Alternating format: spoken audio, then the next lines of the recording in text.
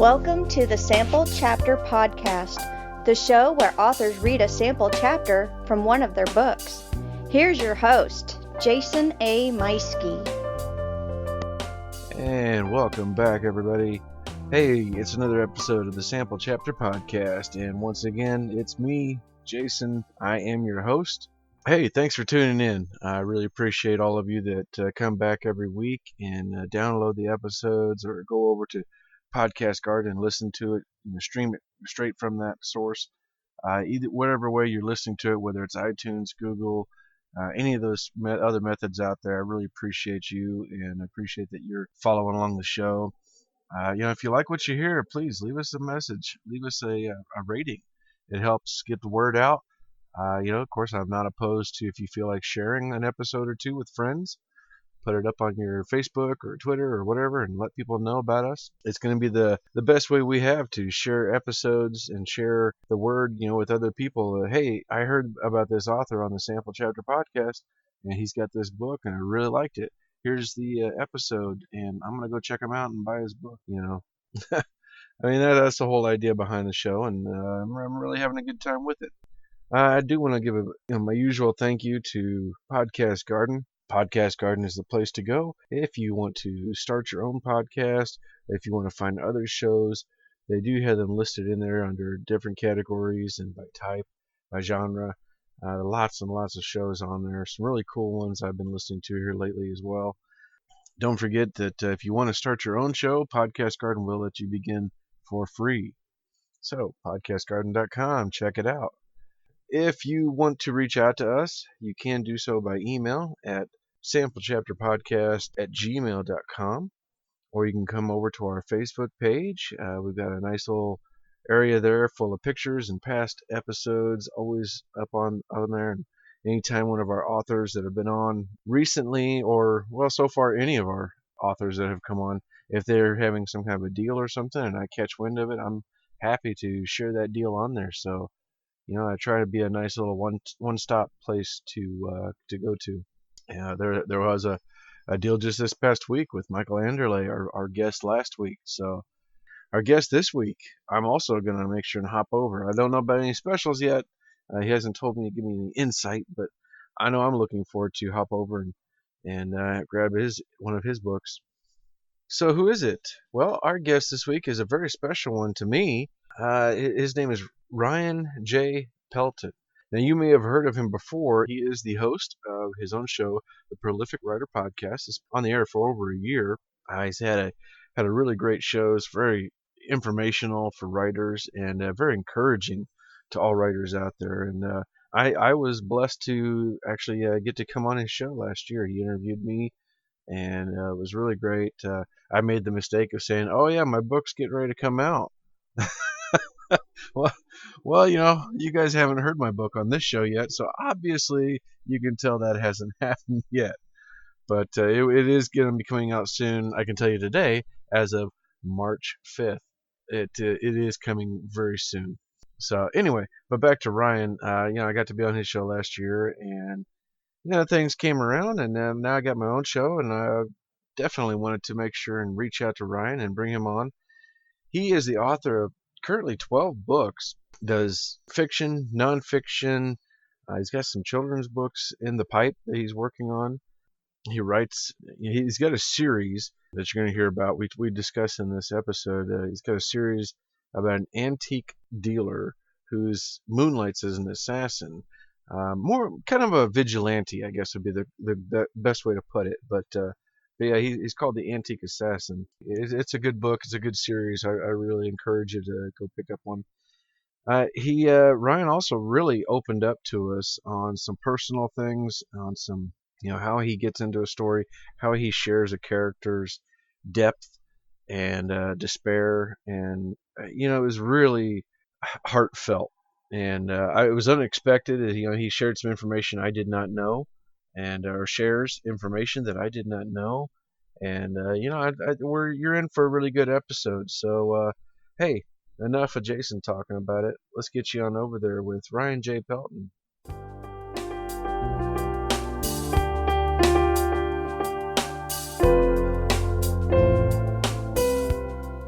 All right, welcome to another episode of the Sample Chapter Podcast. Today, my guest is a good friend of mine, Ryan Pelton. Ryan, welcome to the show.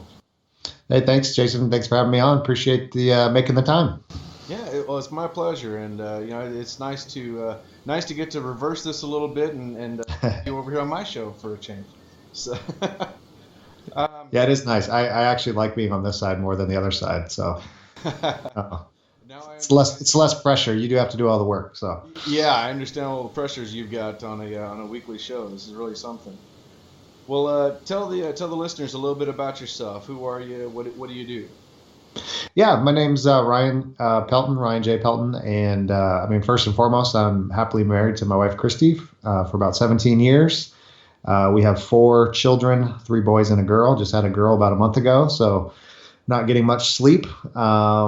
Been writing for quite a few years. Have 12, I think, books out, nonfiction and fiction. And I'm also a pastor and love church I get to serve. And I love writing, love reading, and love helping people write as well. So that's kind of a little bit how Jason and I connected, and any quasi wisdom I can share or help I can share, I'm always up for that. And I'm happy to be on the show. Yeah, well, you've definitely been an inspiration and given me a lot of really good things to think about and consider in my own writing.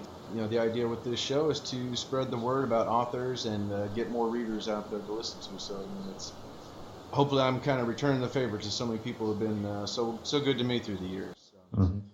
Well, like you said, you are a very busy man. You said with your day job, the growing family, I should add, with the new baby. You got your own podcast. Where do you find time to write? Yeah, that's always the challenge. One of the things I have on my email list is I throw out this question at the end of one of my little courses that I offer, and I say, what's your biggest challenge in writing? And it's interesting. I think the number one response to that question, what's your biggest challenge in writing, is finding the time. And it's usually the same, hey, I got a family, I got an 80-hour week job, I got 2 jobs, I have, all these things going on, sickness, you name it. And one of the things that I think I've been learning as a writer for quite a few years now is, everybody works differently. And so I think, even giving advice isn't always helpful because different seasons of life, different life situations. So I never want to say, this is the way you do it. And but one little phrase that I've kind of used over the years is just learning how to write in the cracks of your life. And so writing in the cracks of your life is really about, number one, understanding kind of the life season that you're in. So I'm also a podcaster, interview a lot of writers and authors, and and so I'll have people that are retired and, they're obviously don't have children in the home. And so their writing's going to look differently. I have people that are single and, people that have 4 children or 5 children, people that have, stressful day jobs. And so you're kind of identifying, what life stage are you in? What life season are you in? Are you healthy? Are you sick? Are you, you have young kids, where you're not getting sleep. So your writing time is going to look different. But one of the things I've learned, though, writing in the cracks of your life is even when you can find, 30 minutes to an hour, let's say over lunch, or I know for me, just the way I'm wired and the way my life is right now, I do a lot of writing late in the evening. So it could be, 9 o'clock to 11 o'clock or something, is you can get a lot of writing done. It's just learning how to be consistent. And so I know for me, it changes a lot. Sometimes it's early morning, sometimes it's late at night, but if I can consistently get, a half hour to an hour to 2 hours in, sometimes it's daily, sometimes it's not. But over time, what happens is you begin to realize, wow, I have quite a few words on the page. I have, quite a few chapters. And next thing you know, you got 12 books under your belt. And you're like, how did I even find the time to do this? And I think there's also a little bit of a myth that, the majority of writers they're not full time and they're not doing this to make a living. I mean, even most famous writers historically weren't able to do it full time. They worked full-time jobs. And so they all had the same struggle. And I think we're distracted. We have a lot of, Netflix and Hulu and, cable and internet and all that, social media. But I think if you're disciplined and you make it a priority and it's something you really love to do, I think you'll find the time to do it. And so it's not about writing, 10 hours a day, but just finding, half hour here, 2 hours there. And over time, you'll be surprised how much work you can get done. That is no lie. I can definitely testify to that. My writing schedule before I picked up a second job was much easier, but it was learning how to deal with that after a couple months and getting used to that schedule. It's funny. I feel like I'm writing better now than I was before. So. Now you've got one of your series that you're working on, the Antique Assassin series. Is it 4 books or is there a 5th one?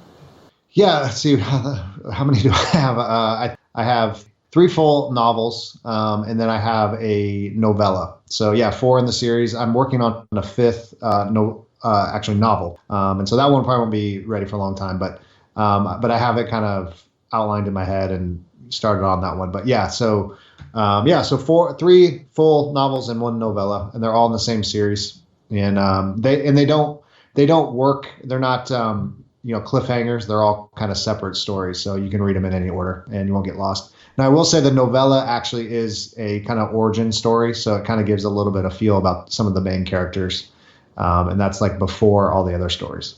Okay. Yeah, and it's such a unique idea. An antique collector / picker that moonlights as an assassin. Now, as a pastor, where did that idea come from? Yeah, like you're not supposed to write about killing and murder and all these things. So this is actually a funny story, and people have asked me this, and I love answering this question because this is just how my mind works. So I'll give you a couple of background things that were for where the idea came from. And so one thing is I love crime fiction. I always have. I've read it for most of my adult life, and I've always loved mysteries and crime shows, Law and Order, just shows like that, kind of the whodunits and whatnot. And I was going through a phase where I was watching 2 different shows at the same time, and one was Justified. I don't know if you remember that show, but came out a few years ago. And it's set in West Virginia, and it's a great show if you haven't checked it out. It's great. I think it's on Amazon Prime still. But Justified was set in this crime. It's a crime show about a U.S. Marshal in West Virginia, and it's a small town. All these families are connected and things like that. And then I was watching American Pickers, if you've ever watched that show, where it's a bunch of guys who go out on the highways and byways and pick antiques and sell them in their store. And I loved both those shows. And this is quite a few years ago. And my first Antique Assassin novel was actually a NaNoWriMo National Novel Writing Month novel, where I just had this kind of silly idea. Now, it started as a silly idea, but then what happened was I was tired of reading so many crime books that were set in LA and New York and big cities. It just, every show set in LA, and New York and whatnot. I mean, for obvious reasons. But I just thought, what would happen if you took kind of an ordinary guy, a picker, an antique collector, and you stuck him in a fictional town in Missouri, where it's set, LeClaire, Missouri, and he became an assassin. And and then you kind of find this kind of underbelly of this city, fictional city, and all the crime and all the things that are going on. And so all the stories are kind of set in this little town called LeClaire, where there's mob bosses and serial killers and all kinds of stuff. And it was just kind of an interesting concept. It's a fast-paced, fun read. It's not meant to be super profound, but it kind of reveals just that idea that dark things happen all over the place, whether it's LA or some small town or and there are things that go on that we don't realize. And so it was kind of just a fun start. And then once I started writing, I just really enjoyed the characters and kept writing more in the series, and people seem to like it. And it's just kind of a fun kind of small town hero kind of story. Yeah, I really enjoyed it. And even though I knew LeClaire, Missouri was not a real place, you had details in roads and highways. And I live in the area, so I kept thinking like, oh wait, so that's going to be over here. Wait a minute, no, there's nothing there. Darn it, this is not. Mm-hmm. What am I doing? Right. It kept pulling me out. I was like, oh, okay, no, this is not a real town. I gotta. Yeah. Don't follow the highways. You might get lost. It's. Now, your main character there, Dexter, he's quite the complex guy. I mean, he's dealing with life after a tragedy, and he went into some really dark places. But he also he's back and forth with it. Mm-hmm. How did you find ways to, as a writer and then as a reader listening to this or reading into it, how did you find ways to get into those dark places? Mm-hmm. Well, sometimes they say, writing the best best way to write, or the person you know the best is yourself. And so a lot of our stories that we write are a lot about our own lives, our own hardships, our own suffering. And so actually, people that know me well know my story. And actually, so we have 4 kids, and our second child, our daughter Samantha, actually passed away after 4 days.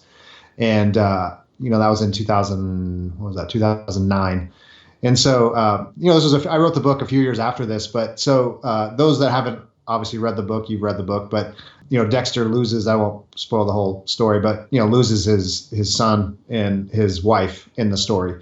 And so I played with that a little bit. We lost our daughter. And so it was actually, it was a very therapeutic thing to write this story because, I was still dealing, still am, I mean, in many ways, with the loss of a child. But it was a very healthy kind of thing. And I think that's why the story becomes kind of this guy who's really struggling with his own demons and realizing, life's fragile and, things don't always go the way that you want them to. In the story, he's got this business, this antique business that's not going well. He loses his child, he loses his wife, and he's, kind of dealing with that. He's got some addiction issues and things like that.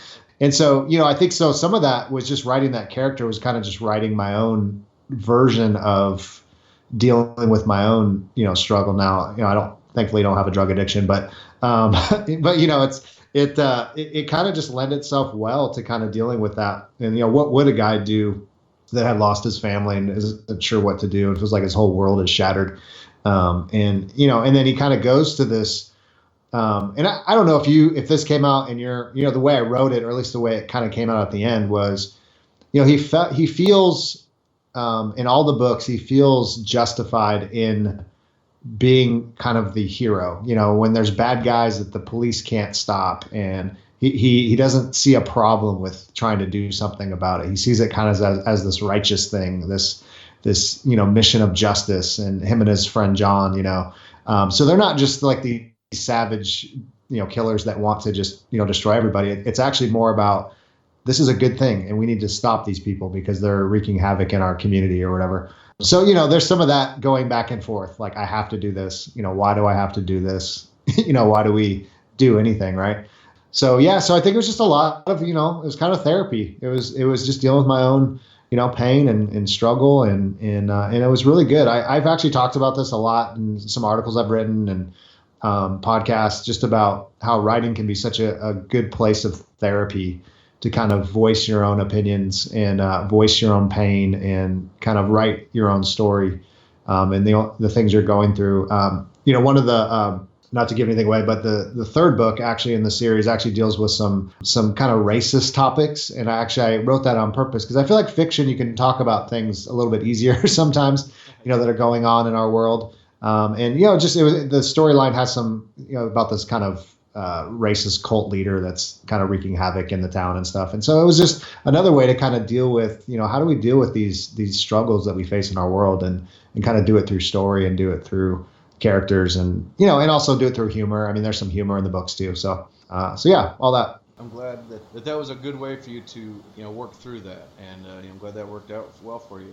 Mm-hmm. So what are you working on? I know back in November you were working on some books, and you had I think 2 projects. What all you got coming up? Yeah, quite a few things now. This year has kind of been an interesting year. Just my wife and I don't know what some people call them, but it's kind of our 4th child was kind of an oopsie. Let's just say it wasn't planned. It wasn't in our 5-year plan. But obviously we love our daughter. We wouldn't change her for the world. But as far as the writing, some projects kind of took a different turn when my wife got pregnant.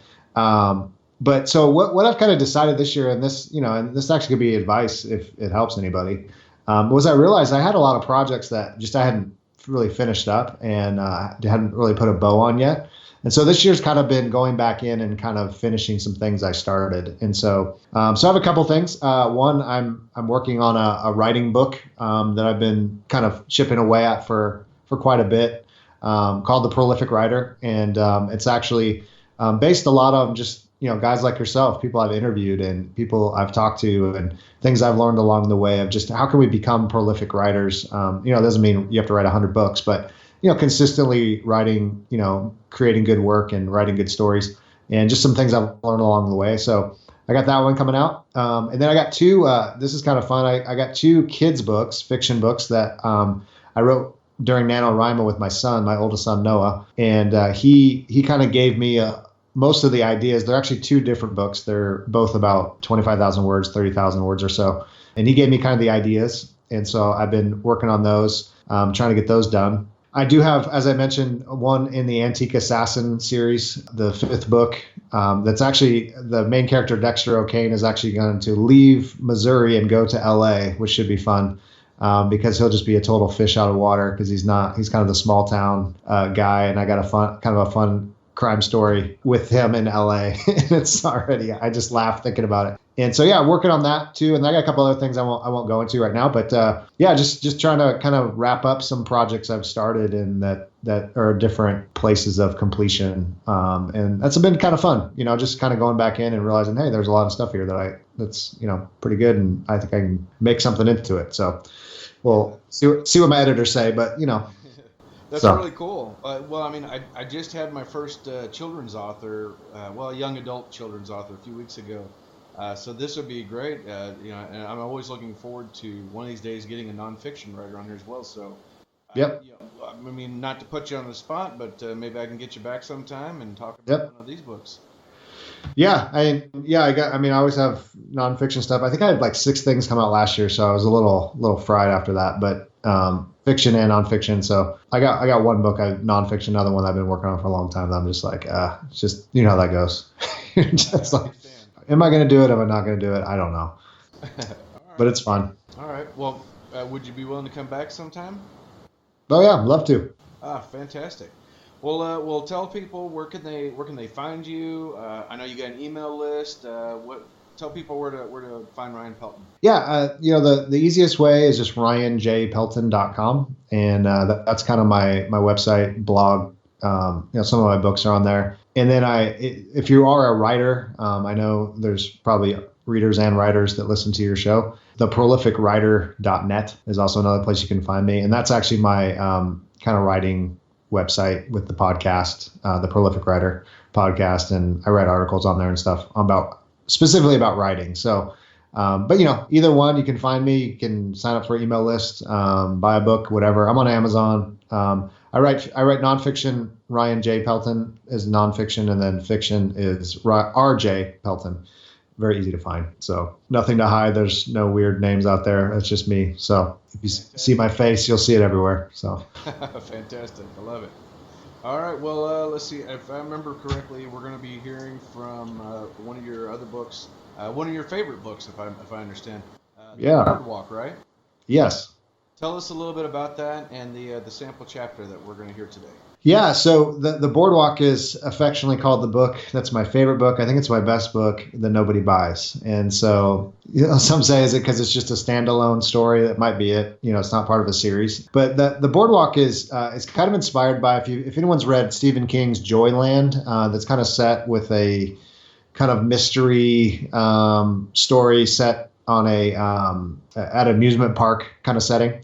Mine's very different than that, but it's kind of inspired by that book a little bit, and partly because I grew up in California, Southern California, by the ocean, and so I set a story. Kind of some of my favorite things was going to the ocean, going to the beach as a kid, and then loved going to amusement parks. And so I made up kind of a fictional mini amusement park on a pier in California, and the story's about a kid who's in college and he's just trying to find his way, kind of a coming of age story. But there's some crime elements to it. The owner of the amusement park where he ends up working is shady and doing some things behind the scenes. And there's some kind of supernatural elements to it. So I find every story I write, it seems to have some kind of crime thing going on or some. So this isn't like literary fiction. It actually does have kind of a mystery crime thing woven through it that anyone that picks it up will find. And if you like, beaches and you like amusement parks and, mysteries and scary stuff, there's some fun, kind of a little bit of everything for everyone. So that's a little bit about the book. All right. Well, I'm can't wait to hear it, and I can't wait to go grab a copy for myself. So, Ryan, thank you so much for coming on the show. Ladies and gentlemen, Ryan Pelton with The Boardwalk. Prologue, The Cancer, July 1, 2016. I don't know if anyone will ever read this journal. My therapist thought it'd be a good idea to write my struggles with the cancer. I wish I had a clever name for it, but I know it sucks. When you get to my age, most people get it, whatever it is. I'm not much of a writer and not very reflective these days. If words scrambled and incoherent, blame the chemotherapy. Kids, maybe you'll find something entertaining. Tell your own rugrats around a table during Thanksgiving dinner. One can hope. That's how I'd like to imagine it before I can only pee through a tube. People tell me to have hope. The doctors are confident we can beat this thing, whatever this thing is. Not sure how they know because the big guy in the sky is in control of when I check out. I want to go peacefully and quietly. My friend William got the cancer and had to shit in a bag. Hope it doesn't get to that point. You get older and see the twists and turns of life. Relationships shipwrecked, promises broken, fulfillments and joys, and everything in between. Like when you were born, Sherry. The nurses gasped when they saw your chubby body in the delivery room. I'll never forget that day. One day I laid on the therapist's couch and she challenged me to write about a significant event during my 65 years of life. She said there's power in getting shit out in the open, my paraphrase. Oh, how I know. When you live long, there are many experiences that make top of the list, but one experience in particular will always rise to the top. Something I have never shared, at least not until now. The summer of 1979 changed everything. Details blur with passing of time. I'll do my best getting the meaty parts right. 79 is when I danced between high school and college, trying to find a place in the world. The 70s were still a fun time in America when the pace felt right. Cars were manlier, Facebook was not a thing, Netflix binging was 30 years away, and the internet didn't waste years of your life. We lived in a small beach town in California called Oceanside. The post-World War II boom of suburban economic flourishing was waning in the midst of an oil crisis, an impending housing market crash of the 1980s. That's what caused your mom and I to move to Texas in 1986. The Boardwalk on the shores of Sea Lion Beach was an attempt to fight the struggling tides of a community that was no longer a destination. A place to have fun, spend money, and hang out. I got a job working the snack shack and wanted to kill myself most days. But the summer of 1979 forever etched in the deep recesses of my mind. I met a girl, Sherry, which you'll hear more about later. You now understand, sweetie, where your name came from. Sorry if I never told you. Sherry was a good thing. Despite her confusing signals, I wanted to marry her, which I thought was God's plan, or at least my plan. Meeting Sherry led to some dark stuff, things I've never talked about and still don't know what to think. Not even my therapist knows. I think it explains a lot of how my life turned out. I don't know if what happened in the summer of 1979 ruined my life. Still, it led me down a path riddled with regrets, 3 wives being one. Well, here's my story, the best I can tell it. I know little and have little wisdom to offer, but whoever will read this story, remember one thing. Be careful on the Ferris wheel. The Snack Shack. In the summer of 1979, the Boardwalk became the battleground of young hearts at Sea Lion Beach, mine included.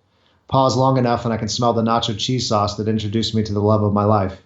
Our small crew of love-hungry, hormone-ridden teenage boys with incomplete mustaches and short list of dates experienced the coldness of rejection amidst the warm California sun.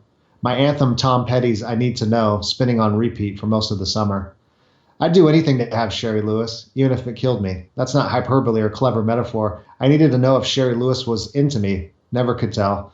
She had that flirty personality where you didn't know if you'd be making out later at the Twin or watching her brother's baseball game at Heritage Park as friends. The cheese sauce dripped down my elbows, down the side of my white Ocean Pacific shorts, and onto the floor of the snack shack, was not helping the cause. I didn't see her that day, but I could smell her. A lavender perfume tickled my nose, or maybe it was shampoo, not sure. 30 years is a blink and a blur when hair is now growing in wrong places and fighting the same insecurities originating on the shores of Sea Lion Beach. It felt like yesterday when I announced to the world my woman problems. Not much has changed. Just ask my 3 ex-wives.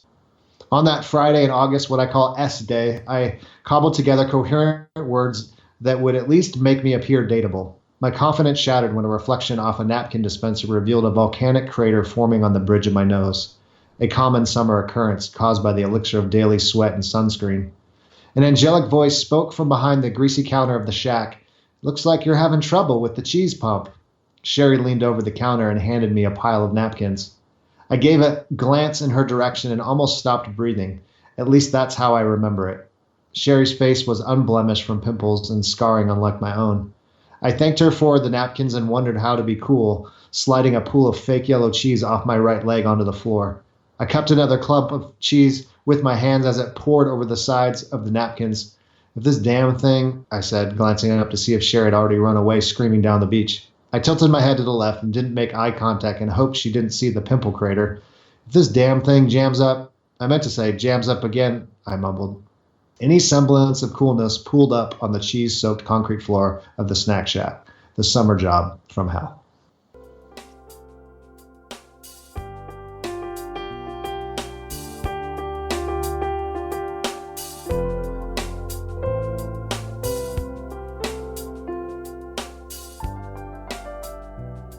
And there you go. That's another story in the books for the Sample Chapter Podcast. Ryan J Pelton reading from his book, The Boardwalk. Hey, thanks for coming back again, everybody. Make sure you go and like our show, give us a rating, and we'll be back again next week. Bye.